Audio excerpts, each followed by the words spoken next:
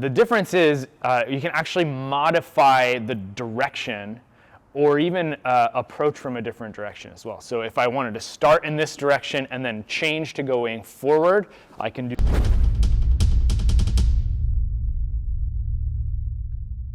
Hey, Coach Renee here, Coach Tom, and today we are going to be talking about one vault that is really two vaults. It is the lazy vault, the thief vault, or what we call here that no one calls anywhere else, the slide vault.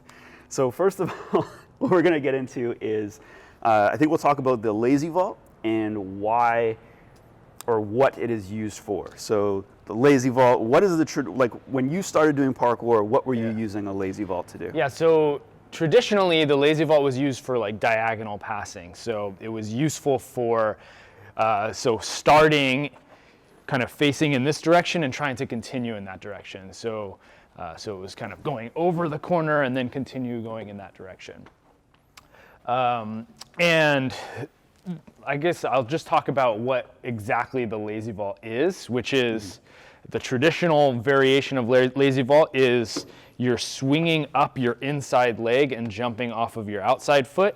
And then whichever foot swings here is the one you land with first. So I swing it up and then I land on that same foot, kind of supporting my weight on that back arm. So that's what the lazy vault is, and then also the original intention. Yeah. And then we have thief vault. Yes. And so is the intention of a thief vault, because you can do the same thing. You can move in that sort of lateral or 45, continue on that plane, but what is the other thing that a thief vault does that you can't really do as well with the lazy vault? Yeah, exactly. So so the thief vault, or the slide vault as we call it, it can be used in the same exact way that the traditional lazy vault can, but the difference is you can actually modify the direction or even approach from a different direction as well. So if I wanted to start in this direction and then change to going forward, I can do that really effective by swinging my outside leg over. The other way to think about it is I could go straight forward and still do the same technique going forward. So there's a lot more present in the thief vault's ability to be applied to different scenarios. Way more adaptable vault than the traditional lazy vault. So I'm just going to show, like, if I tried to go forward with a lazy vault where I'm swinging my inside leg up, it looks really awkward and it doesn't really work very well for my hip rotation.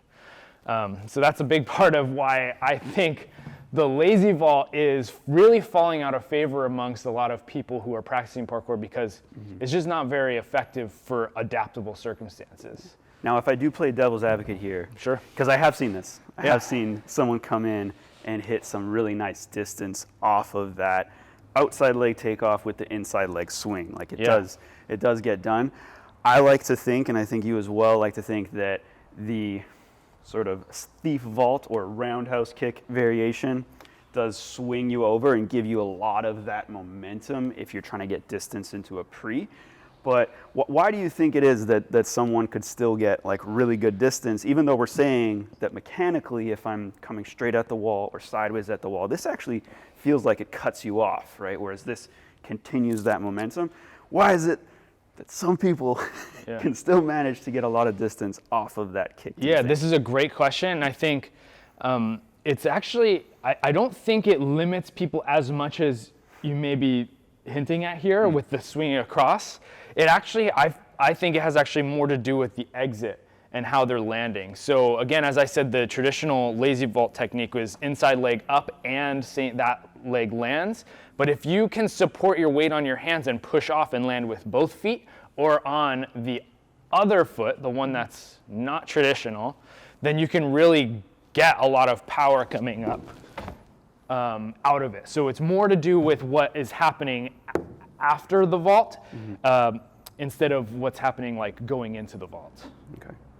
Do you agree with that? I don't know, because I think a big part of it too is, well, so two things. One, maybe it's just like the train technique. So if you do a lazy vault technique more than a slide vault technique, obviously you're going to be better at the lazy vault one just because of the amount of practice. The other thing is some people are just freaky. So, so we get like people that are, you know, freaky fast, and it's all in that. You're saying it's all almost in the second part. I'm thinking it's all in that takeoff, all in the speed that they put into it, and then being able to get a good block on that takeoff, nice spring into it, is giving them that power. Well, I agree with that actually. So what I find is when I'm teaching this move or this class of moves, everyone has a preferred takeoff leg. And so for me, I would prefer to jump off of my left leg for pretty much everything. I can't think of any exceptions, but pretty much everything I would prefer to jump off of my left leg. So if I'm approaching from this side, I'm definitely going to want to do the outside leg variation, the thief. But if I'm approaching from this angle, I might still want to jump off of that left leg, even though this is the other side. I would probably make the conscious effort to still go off my right, because I know following the rule is usually the better way to go. But you know, sometimes adaptation happens and parkour happens, and we have to adapt to the scenario, and I'm off of one foot or the other. Right. So I guess in closing then, and I'll let you take this one first, what would you advise for both of these moves? We may have already touched on it a bit, but just in closing. Yeah, I guess, so I wouldn't say throw the traditional lazy vault out completely, but I would say that a good chunk of your practice should be on the thief vault variation or the slide vault variation.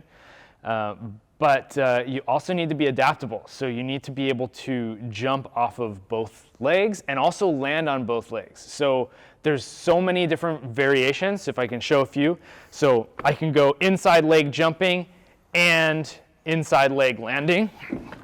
So that's like kind of an off variation. I could also go outside leg jumping and outside leg landing, which is another variation. And I can mix together my jumping foot and my landing foot in various ways, and then also landing with both feet or jumping with both feet in the same way. So jumping both feet, landing with both feet, and of course mixing together any of those variations. I think it's so important to be adaptable in parkour that you can't throw any one technique out, but you could favor one technique over another depending on the circumstance. I will also say too, for coaches and beginners, here we exclusively do outside leg. That's the vault we teach, and the rationale behind that is because if you have that move, this one becomes a lot easier when you can already do that outside leg kick. That outside leg kick tends to be harder to learn. However, because this one is easier, you could be either teaching someone or learning that one because it becomes a progression for the other. Well, it's funny because I find most people who we introduce this skill to, they can already do the lazy vault, like almost right away. So the goal then becomes, can you learn the slightly harder variation because it's more adaptable and more useful in most scenarios. Right. Cool. All right, well, that's it for us today. Remember to hit that like button, subscribe to the channel for more content just like that one. Let us know which of these variations you like to practice, and we'll see you next time.